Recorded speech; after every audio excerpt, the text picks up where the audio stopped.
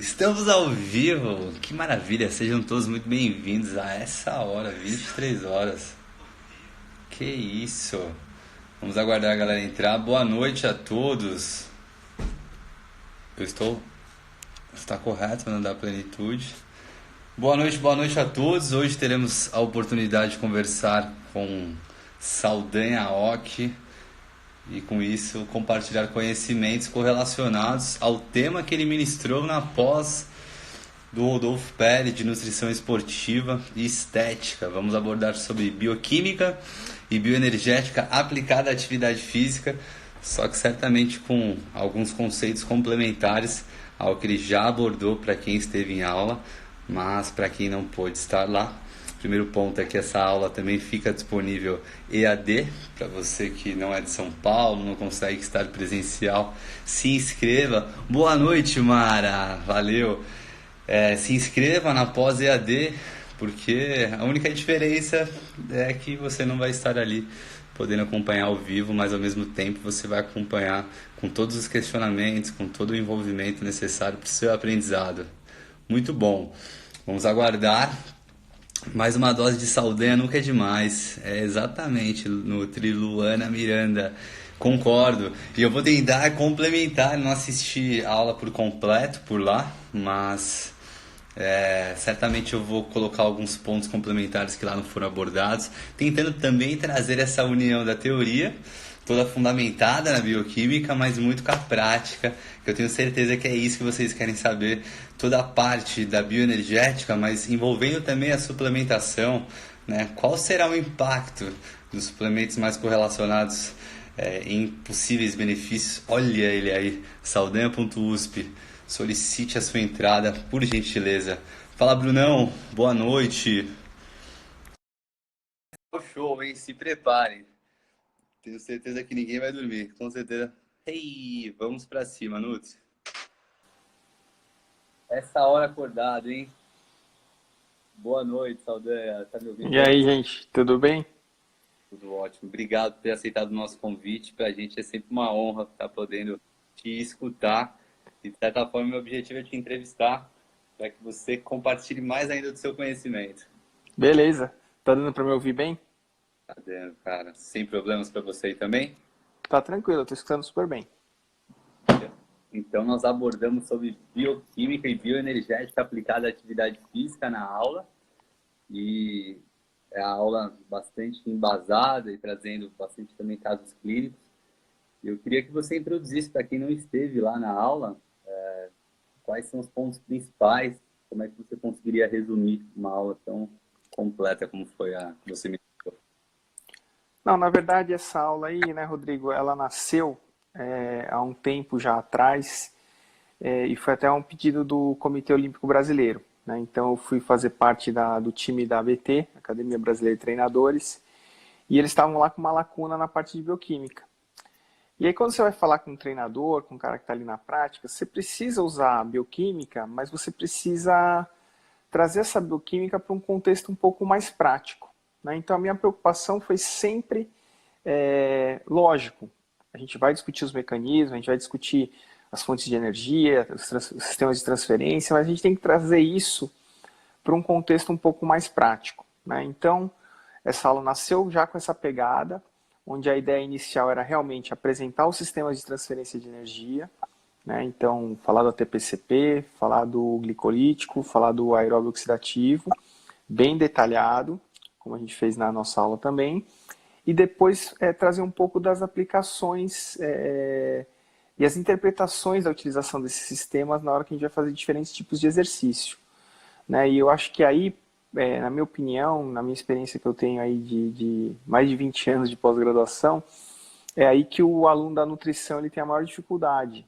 né? Então, entender como esses sistemas vão ser ativados, vão contribuir nos diferentes tipos de exercício. Tem muita confusão por aí, tem muita informação que é trabalhada de uma forma até equivocada, né, em relação a esses sistemas. Então, a aula nasceu basicamente com esse objetivo.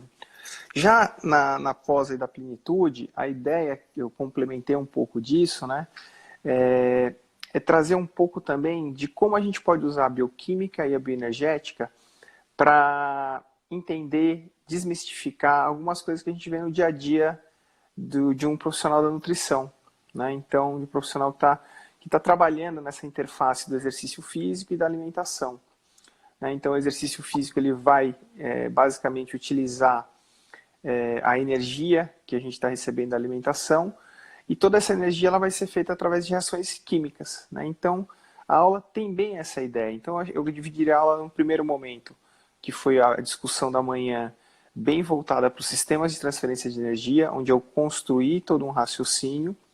E aí depois, no segundo momento, eu fui lá e desconstruí esse raciocínio. Fui mostrar para eles que a gente tem uma ideia do sistema de transferência de energia, principalmente vendida aí nos livros, defendida nos livros, e que depois, quando a gente começa a tanto olhar a questão prática, que eu mostrei ali uns estudos no nosso grupo, um acompanhamento de um estudo de caso ali do César Cielo, a gente começa a ver que na prática ali a coisa começa a não responder. Você olha o livro e você vai ver o que está acontecendo na prática, você não consegue responder. E aí a gente começou uma pesquisa, eu achei aquele artigo importante do Paul Gastin, que eu tive a oportunidade de conhecer na Austrália. Eu conversei com ele pessoalmente, né? Então, assim, e aí realmente, a partir do momento que eu li esse artigo e comecei a trabalhar essas questões na minha cabeça, eu comecei a perceber que eu precisava trazer isso mais para o pessoal da nutrição. Então, esse é o primeiro momento da aula, tá? Então, é o momento da manhã. Então, eu chamo de construção e desconstrução, né? E depois, na parte da tarde, eu quis conversar um pouquinho de respostas mais relacionadas ao contexto da nutrição, né? Então, a gente tem várias coisas que a gente poderia discutir, né, a partir da bioquímica. Por exemplo, vai falar assim, não, então eu vou cortar carboidrato para aumentar a oxidação de gordura. Se você for analisar isso aí, isso não é novo, isso é um mecanismo que foi descrito pelo Randall em 1960. Então eu trago um pouco disso. A gente poderia discutir, por exemplo, o aeróbio em jejum, né? Aeróbio em jejum queima mais gordura. Tudo bem, você diminui a disponibilidade de carboidrato, você aumenta a oxidação de gordura, mas isso aí é melhor para emagrecer? Então, assim, muitas das coisas que a gente vê no dia a dia de um consultório de nutrição, a gente deveria embasar a nossa resposta ao nosso cliente, não para explicar mecanismo para ele, não é isso, mas para a gente como o cara que está na prática, ali na linha de frente, para a gente entender as nossas recomendações, né? Então, o objetivo da aula é esse. E o principal objetivo da aula, Rodrigo, é deixar essa galera cheia de dúvida. Deixar essa galera com a pulga atrás da orelha, um monte de coisa que eu falei. E que eu sempre digo, né? Eu sempre digo na pós ali, né? O pessoal que está começando, foi a primeira aula. Aquele conhecimento que a gente discutiu ali, aquelas quase 8 horas de aula que a gente teve de discussão, esse conteúdo, né, Rodrigo, a gente precisa ter um pé no chão, que eu estou trabalhando isso na minha cabeça há 20 anos, há mais de 20 anos. Eu comecei a estudar isso aí no laboratório do Lancha em 1992. Então, muitas das pessoas que estão aí na live nem tinham nascido. Tá? Então, assim, eu estou trabalhando isso, digerindo isso, construindo relações com a minha prática, né, com o meu dia a dia, com as minhas pesquisas. Isso está sendo construído ao longo de mais de 30 anos aí, né? Então, às vezes eu vejo ali o pessoal que está ali na pós, né, fica até um pouco ansioso, não estou entendendo direito, tem tanta coisa. Gente, é assim mesmo. Eu também comecei. Né? Eu comecei lá lendo o livro do Leninger, pegando o livro do Guyton. Eu comecei desse jeito, né? Só que assim, o importante é que a gente tenha uma paciência, né? Porque esse conhecimento é um conhecimento árido, é um conhecimento árduo de se adquirir. Precisa ter aquela constância e lá na frente o resultado aparece, né? Então assim, hoje o pessoal vai lá na aula e assiste e fala, um monte de gente me deu feedback, que aula, que você quer, quanta coisa você sabe, mas assim, não é que eu sei muita coisa ou que eu sou inteligente, nada disso. É que eu estou colocando um tijolinho em cima de um tijolinho há 30 anos. Então agora eu já estou com a pirâmide quase montada, né? Então tinha um professor nosso, do Frank, né? Até do Tastro, que é o professor Rui Cury, muito famoso lá no ICB, e ele falou uma vez pra gente isso. Eu escutei ele falando isso. Você vai ficar bom em fisiologia depois de você estudar 30 anos. Aí você vai começar a entender a fisiologia. Então a gente não pode achar que um recém-formado, né, uma pessoa que está ali começando, vai ter a mesma visão, o mesmo entendimento que eu construí. Não é que eu estou querendo falar que eu sou bom, é nada disso, não. É na maior humildade mesmo, porque eu fiz isso com muito esforço, tá? Então foi com muita hora bunda lá sentado, estudando, e não tem outro jeito. E Renato, para de encher o saco aí que eu não vou fazer propaganda de porra de livro nenhum, cara. E vamos puxar um pouquinho mais para complementar, assim, trazendo a bioenergética, preparando ela em três. Eu queria que você tentasse contextualizar alguns suplementos que às vezes são caracterizados em otimizar alguma dessas vias. Começando pela oxidativa, quem sabe? Alguns suplementos dizem, tem uma parte mecanicista, por exemplo, a L-carnitina, mas não temos evidências científicas que trazem benefícios performáticos, por exemplo, ou estéticos. Assim, no sistema aeróbio, né, Rodrigo, é muito difícil interferir nele, cara. O sistema aeróbio é um sistema que você tem pouco espaço para você trabalhar ali com algum tipo de recurso, tá? Então, assim, no exercício aeróbio, o único recurso que existe é água e açúcar, é água e carboidrato. Não tem outra coisa ali. Aí o que a gente vai pensar é o seguinte, né? L-carnitina, a gente até viu alguns trabalhos no nosso próprio grupo, lá no comecinho do grupo, onde a gente utilizou a L-carnitina, né, no sentido de trabalhar com aquelas enzimas da PDH, tentar maximizar a atividade delas e tentar... Não, e não era nem priorizar a via oxidativa, mas era dar condição de você trabalhar numa intensidade mais elevada. Então não tinha nada a ver com emagrecimento, a saída da L-carnitina. Depois eu posto aí o trabalho que a gente, do nosso grupo, que a gente investigou isso. Mas num outro trabalho, a gente, claro que de abordagem experimental, a gente administrou carnitina, um trabalho acho que de 2006 do nosso grupo. Eu sou o primeiro autor. A gente administrou carnitina e treinou os animais, né? Então a gente tinha 4 grupos. Um grupo que era sedentário, um grupo que era sedentário e tomava carnitina, um grupo que treinava e tomava carnitina e um grupo que só treinava. E aí a gente tinha uma técnica lá no laboratório e a gente... que é diferente de composição corporal que a gente faz, por exemplo, num consultório. Porque os métodos de composição corporal que a gente faz, eles são indiretos.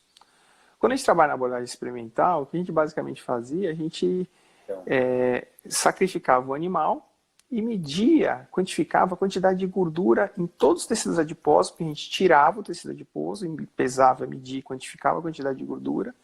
E além disso, a gente fazia na carcaça do animal. A gente cozinha o animal lá numa autoclave, é basicamente uma panela de pressão gigante. A gente bate esse animal no liquidificador e a gente pega aquele extrato do bicho e tira toda a gordura, extrai toda a gordura da carcaça. Então é uma análise diferenciada, vamos colocar dessa forma. E a gente viu, e a gente viu que os resultados, né, na composição do tecido adiposo, no tamanho do tecido adiposo, na gordura da carcaça do animal, ele basicamente era igual entre o animal treinado e o animal treinado suplementado. Então, assim, na minha opinião, eu não gastaria dinheiro com carnitina pensando em emagrecimento ou maximizar a oxidação de gordura. E esse é um ponto central da aula. A gente entender que a adaptação bioquímica aguda dificilmente explica resultado crônico. Queimar gordura no exercício ou aumentar a queima de gordura no exercício, seja qual for a estratégia, isso não garante emagrecimento, porque quando você queima mais gordura no exercício, na verdade você está trabalhando só de um lado da equação. Se você não estiver controlando quanto está entrando de gordura do outro lado, de caloria, não vai adiantar nada. E eu nem vou falar quanto que a gente gasta de gordura no exercício para não deixar o pessoal desanimado. Isso é besteira.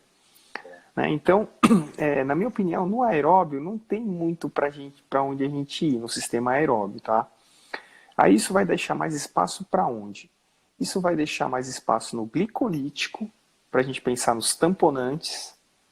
Aí sim, uma linha de pesquisa extensa, vasta e comprovada, né? Tamponantes bicarbonato de sódio, né? Betalanina, e tem um que a gente testou num trabalho agora recente, de 2019, que é o citrato de sódio, que é uma alternativa ao bicarbonato de sódio. Por quê? O bicarbonato de sódio, geralmente, quando a gente usa, tem um desconforto gastrointestinal muito grande. Quando a gente usa o citrato de sódio, esse desconforto é menor. Então, no glicolítico, os tamponantes são suplementos que já são testados, principalmente bicarbonato, testado há muito tempo, a betalanina está muito forte, muita coisa, né? Mas para sistema glicolítico. Então, a primeira coisa que o nutricionista tem que pensar é o seguinte: eu vou receitar betalanina? Vou. Mas para quem? Para quem trabalha eminentemente no sistema glicolítico. E eu mostrei bem na aula isso, né? Que a gente tem uma interpretação totalmente equivocada da contribuição do glicolítico, da TPCP e do aeróbio. Então, o primeiro nutricionista precisa ter o discernimento de entender que a atividade que o cliente dele está realizando é realmente eminentemente glicolítica. Aí, a partir disso, ele começa a considerar a possibilidade de usar um tamponante, seja ele qual for. Né? E até os trabalhos até mostrando a junção dos tamponantes, né? Bicarbonato com betalanina, porque eles trabalham por mecanismos diferentes. A gente ainda não sabe direito como é que o bicarbonato, há mais de 60 anos a gente usa, mas a gente não sabe como é que funciona o bicarbonato. Né? A gente sabe que o mecanismo é meio complexo, porque ele não entra na célula. Então, assim, a gente tem ainda muita dúvida sobre o bicarbonato. Já a betalanina a gente já tem mais claro, né? O aumento da carnosina e tal, a gente já tem uma coisa bem mais clara em termos de tamponante. Mas glicolítico, tamponantes. E aí tem um outro ponto, né, também, né, que não é suplemento, mas se eu tenho um indivíduo que trabalha muito no glicolítico, ele precisa comer muito carboidrato. Simples assim. Né? Então, assim, aí seria tamponantes e carbo. É encher o tanque de energia, deixar o tanque cheio de glicogênio e dar condição do músculo de usar esse glicogênio através dos tamponantes. Então, esse seria o sistema glicolítico principal. E aí a gente vai para o TPCP, que aí não tem muita conversa. TPCP é creatina. Né? Então, por isso que a gente resume, né, a lista de suplementos lá do COI, a gente resume em poucos. Né? Não tem muito para onde correr, cara. Então, assim, analisa primeiro qual é o papel do nutricionista. Não é para escrever o suplemento. O papel do nutricionista primeiro é definir, na atividade que o cliente desempenha, qual é o sistema prioritário. Esse é o ponto-chave. É aí que a pegadinha, é aí que a bioquímica, é aí que a aula vai ajudar na prática. É a gente entender isso, e aí a partir disso a gente vai falar, olha, então agora eu tenho bem clara a noção que a atividade que o meu cliente faz, ela tem uma contribuição muito grande no sistema glicolítico. Isso me faz considerar a necessidade ali de repente suplementar com um tamponante. Eu vou ver qual que é o melhor dentro do cenário. Né? Então, assim, a bioquímica e a bioenergética, elas são muito importantes nesse passo de decisão, por exemplo, do que é a melhor estratégia. E, de novo, na minha humilde opinião de 20 anos de janela e na pós, é aí a maior dificuldade do profissional da nutrição. É entender como que essas relações acontecem aí para transferência de energia. Para algumas atividades, por exemplo, eu usei na aula 100 metros rasos, coisas que são mais clássicas, né? Mas para atividades que são um pouco mais, que tem um componente um pouco mais misto, é mais difícil de analisar isso. Né? Então, assim, de novo, eu tenho uma formação em educação física, que me ajuda muito. Eu estudei muito isso também antes de ser nutricionista. Então, eu trago essa bagagem também da interpretação. Ó o Rodolfo aí, tá entrando aí, já tá dando pitaca, já tá cornetando. Meu técnico de boxe aí entrou também, falou que vai na próxima aula lá encontrar o Rodolfo. Então a galera tá chegando aí. Mas é isso, Rodrigo, assim, eu acho que não é querer puxar a sardinha para bioquímica não, porque eu até estudo outras coisas além de bioquímica bem mais, tá? Que minha linha de pesquisa nem é, né, voltada diretamente para bioquímica. Mas é um assunto que sempre eu gostei. Mas eu te garanto que pela bioquímica, se o profissional estudar mais bioquímica, o profissional da nutrição, o profissional de educação física também, se esses profissionais estudarem mais bioquímica, muita coisa da prática vai ficar mais claro e a gente não vai aceitar tanta besteira que a gente aceita por aí. Sem dúvida. E a parte de aplicação prática desses suplementos tamponantes, por exemplo, o bicarbonato em diferentes modalidades. Aí de novo, o bicarbonato, eu tenho uma experiência assim, já usei com velocista em natação, já usei em algumas atividades de luta, já tive assim, uma utilização relativamente grande com bicarbonato, mas o grande problema é que eu fico sempre com o pé atrás é o desconforto gastrointestinal, porque assim, principalmente aquela dose aguda grande, quando ela entra, às vezes o sistema gastrointestinal não está preparado, o sódio puxa muita água e puxa muito rápido. Então eu já vi gente sujar a piscina aí legal por causa disso, entendeu? Então assim, precisa se conhecer. E aí, outra coisa já que você está falando que eu acho que é fundamental, Rodrigo. Qualquer estratégia que a gente vai testar, se for um esporte, a gente testa em treino. A gente nunca deixa para testar em competição. É que nem tênis. Maratonista nunca corre com o tênis novo, só corre com o tênis velho. Porque você já tem que estar o quê? Você já tem que estar treinado. É tipo, por exemplo, você já sabe que o cara tem aquela dosagem ele segura bem, ele toma um certo período para poder dar tempo de ir no banheiro, para poder competir na hora certa. Então, assim, tem um monte de coisa que, assim, que aí de novo, você lê lá no posicionamento, bicarbonato. Aí você vai testar com o seu atleta, é outra brincadeira. Né? Então tem que ir com muita calma, tem que ir lá, tem que analisar, tem que avaliar o ganho de performance, se ele é realmente efetivo. Né? Muitas vezes quando você está fazendo isso, você tem o efeito placebo, né? que é muito forte, que é muito potente, que a gente não pode desprezar. Né? Então, assim, tudo isso tem que ser considerado, mas eu acredito sim bastante nos tamponantes. Gosto muito de usar também betalanina, né? Betalanina já é um uso mais crônico, com menos efeito colateral, né? Tem aquele negócio da paresia e tal, mas assim, o atleta ele tem que entender que ele tem que lidar com essas situações, né? Mas os tamponantes são realmente uma categoria de suplementos muito importantes e que a gente vai entender o mecanismo deles estudando bioquímica. Né? Então, e outra coisa que eu também queria te falar, que eu acho que é importante, que eu falei na aula, né, mas reforçar, que a própria creatina, ela tem ação tamponante. Né? Então, porque quando a creatina ela fornece energia para ressintetizar um ATP, juntar um ADP a um PI, ali naquela brincadeira vai um íon H+. Então você está, de alguma forma, tamponando quando você está usando a creatina como fonte de energia. Então isso é muito importante para a creatina, porque ela vai te dar um potencial de ação maior durante o sistema TPCP, mas de quebra vai te ajudar também no sistema glicolítico. E na aula eu mostrei que os dois, principalmente no exercício de alta intensidade, exercício realizado na intensidade máxima, os dois eles se sobrepõem, eles fazem um overlap. Quando um cai, o outro está subindo. E os dois são ligados simultaneamente. Isso é em questão de segundos. Segundos. Né? 3, 4, 5 segundos, os dois estão bombando. Pode falar, desculpa. É legal falar da também, né? Em relação à necessidade de um tempo de espaçamento, quando o objetivo é utilizar desse sistema uma capacidade, às vezes, não tão máxima quanto da primeira repetição, né? Ou da primeira série. Sim, sim. Isso é verdade. Também assim, então, por isso que eu falo, né? Então, assim, alguns esportes, eles têm uma certa repetição. Ou vamos pegar, por exemplo, né, a musculação, em que você pode até pensar, poxa, tem um componente glicolítico, eu posso ter uma vantagem. Mas aí eu só vou te falar um trabalho que a gente não publicou ainda, do grupo do professor Charles Lopes. Eu ajudei no design, ajudei na elaboração do trabalho, sou coautor. A gente suplementou com betalanina por 8 semanas e treinou força. E não vimos nenhum ganho de adaptação de espessura muscular e de ganho de força em comparação a placebo. Tá? Então, de novo, você vai falar, pô, mas a musculação tem componente glicolítico? Tem, mas é baixo. Né? Não é tão alto, por exemplo, como outras atividades. Então, assim, de novo, né, Rodrigo, a gente tem que... O ponto central é entender qual é a demanda do exercício.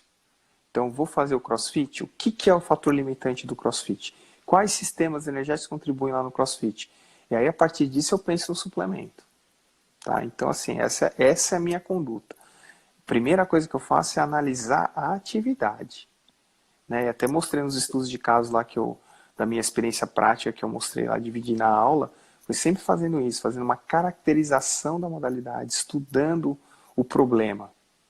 Né? E aí, a partir do estudo desse problema, eu vou falar, poxa, eu acho que aqui o suplemento pode ajudar. Às vezes você não acerta, às vezes não ajuda, não tem problema. Você volta lá, revê o que pode ser feito, muda a estratégia e continua o trabalho. Né? Então, assim, eu até falei, brinquei isso na aula, mas é verdade. Naquele dia lá, eu mostrei 5, 6 estudos de caso do meu grupo, de abordagem que a gente fez, que sempre deram certo ali, de certa forma. Mas, assim, para cada um que dá certo, 10 não dão. e não tem problema. A gente trabalha com tentativa e erro balizada pela prática baseada em evidência. Então, acho que essas lições ali que a gente discutiu na aula, elas extrapolam a bioquímica, né? Eu acabei, assim, falando um pouco da minha conduta mesmo, de como que eu abordo os problemas. Mas, de novo, a bioquímica e a bioenergética me ajudam muito a tomar uma decisão. Então, antes de eu escrever lá no papelzinho o que o atleta vai tomar, eu pensei muito na atividade que ele faz, eu estudei muito a atividade que ele faz, para poder então chegar a uma conclusão e falar, olha, essa aqui é a melhor opção, vamos testar. Dá certo sempre? Não. Quando não dá, eu reavalio porque não deu e testo outra coisa. E voltando para a base de macronutrientes, um pouco da alimentação, na verdade, realmente não são os grandes diferenciais se você não tiver uma banda, colocando Com carboidrato, certeza. né? Colocando carboidrato e gordura, que são as principais fontes, eu queria que você colocasse um pouco que ela não é um bom substrato, mas quando ela entra e quanto que ela entra quando entra. Aí acho que a proteína ela pode contribuir, né? Mas assim, é uma situação o que vai ser determinada basicamente pela disponibilidade de carboidrato, né? Então, a partir do momento que a gente diminui a oferta de carboidrato, tanto em termos de glicemia quanto de glicogênio, é aí que nesse momento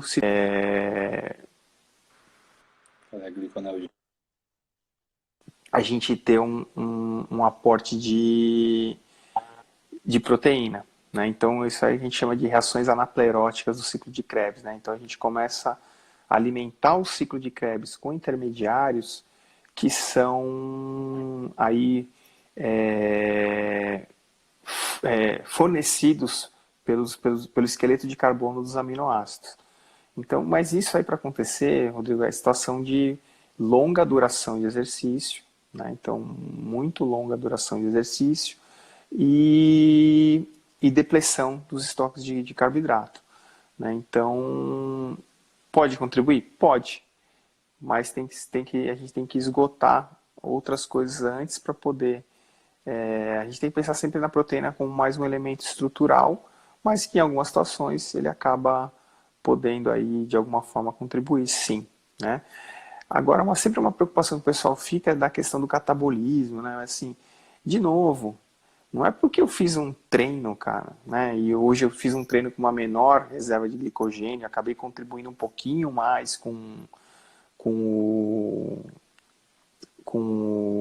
a proteína como fonte de energia, que eu vou ter perda de massa muscular, né? As pessoas acham que é assim, né? Tipo, de novo, aí isso é confusão de resposta aguda, que está acontecendo na hora que eu estou fazendo exercício, que é, por exemplo, alimentar o ciclo de Krebs com aminoácido ali, e resposta de longo prazo, que é perda de massa muscular, que é sarcopenia, que é outra coisa, né? Então, assim, a gente tem muito desses problemas aí de usar bioquímica e pega mecanismos agudos para justificar condutas que vão ter um resultado prático, resultado crônico lá na frente, né? Então isso me incomoda, né? Isso é uma das coisas que mais me incomoda quando eu vejo discursos de jejum intermitente, de low carb, de aeróbio em jejum, todas essas coisas aí que tipo são, ou até síntese proteica para explicar a hipertrofia, né? Tudo isso aí para mim é uma baboseira assim muito grande. Eu fico muito preocupado quando eu vejo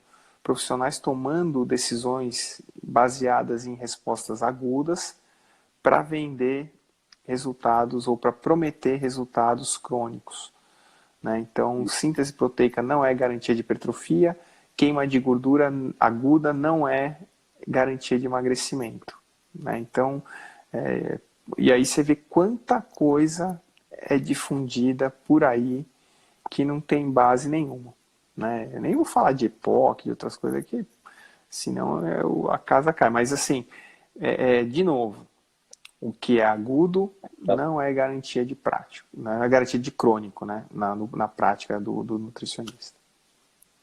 Muito bom. Se nós temos 9 calorias, 4 com carboidrato e 7 com álcool, onde entra o álcool álcool em relação à função de benefício no rendimento do treinamento? O álcool, na minha opinião, em alguns esportes, né, tipo, eu tive uma experiência um pouco maior como rugby, quando eu fiquei na Austrália, mesmo no futebol. O grande problema do álcool, sabe qual que é no esporte, João? É que quando o atleta ele consome álcool, ele está deixando de consumir carboidrato. Né? O que a gente vê aqui no planejamento, o álcool contribui com uma caloria e quando ele está bebendo, ele não está consumindo carboidrato. E é isso que é o problema do álcool, cara. O maior problema do álcool para o esporte é esse aí. É o cara no momento de recuperação, onde ele deveria estar fazendo a ressíntese de glicogênio, ele está bebendo. E ele não está comendo carboidrato. Né? Então, assim, isso aí, cara, é uma coisa que é um problema. Né? Então, esportes, futebol, rugby, são esportes que têm muito esse consumo elevado de álcool por parte dos jogadores. Né? Eu vou vou tomar a liberdade aqui de te contar uma situação que eu vivenciei ano passado no São Paulo com o professor Altamiro Bottino, que era o diretor científico do São Paulo. Eu estava lá realizando algumas pesquisas com eles lá, e aí ele me falou de uma coisa que eles estão fazendo no São Paulo, que eu não sei se estão fazendo ainda, porque ele foi mandado embora, né? Mas uma coisa muito interessante. Termina o jogo, que é feito no Morumbi, eles fazem um rodízio de massa, um rodízio de pizza no vestiário, chamando a família dos jogadores. Olha só. Então termina o jogo, eles não deixam os caras sair fora pra balada. Todo mundo senta ali com a família e tem que comer. E vai comer massa e vai comer pizza. Não é pizza estupenda, viu, Rodrigo? Mas é pizza. E outra coisa, quando eles viajam, quando São Paulo viaja, eles têm um convênio com o Spoleto. Então os jogadores, antes de ir para o jogo, eles já selecionam qual é a massa, qual é o molho, qual é a marmitinha. O Spoleto fornece, deixa tudo pronto. Quando o jogador termina o jogo, quando é no Morumbi, é aquilo que eu te falei, eles fazem um buffet de pizza ou de massa dentro do vestiário. Lógico, eles separam o bioma, é um negócio muito bacana. Vai o diretor, vai o presidente, vai todo mundo, cara. Comer lá a família, todo mundo junto. E quando é fora, eles fazem esse convênio com o Spoleto. Né? Então, assim, isso já minimiza, cara, esse problema do álcool, porque o cara tá com a família. Depois os solteiros vão sair e vão beber, mas eles receberam aquele primeiro aporte fundamental de carboidrato, ele já garantiu esse primeiro aporte ali.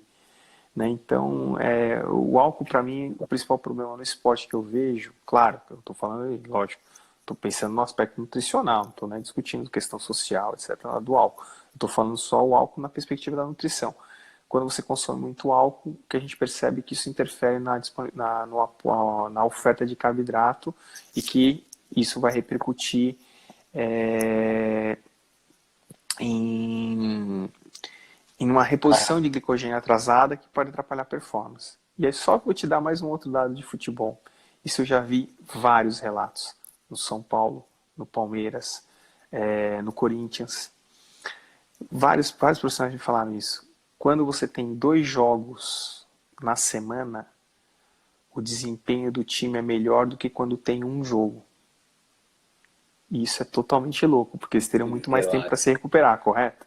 Então, assim, você tem 2 jogos, você tem 2 cargas enormes de treinamento no jogo, de esforço muito grande no jogo, e você tem menos tempo de se recuperar. Quando você tem um jogo por semana, você teria um tempo gigantesco. Mas aí o que acontece? O cara joga no domingo, ele começa a beber no domingo, na segunda, na terça, na quarta, ele só vai parar de beber na sexta, porque vai jogar no sábado, ele vai concentrar e vai jogar no outro domingo. Cortou aí? Fala alguma coisa aí.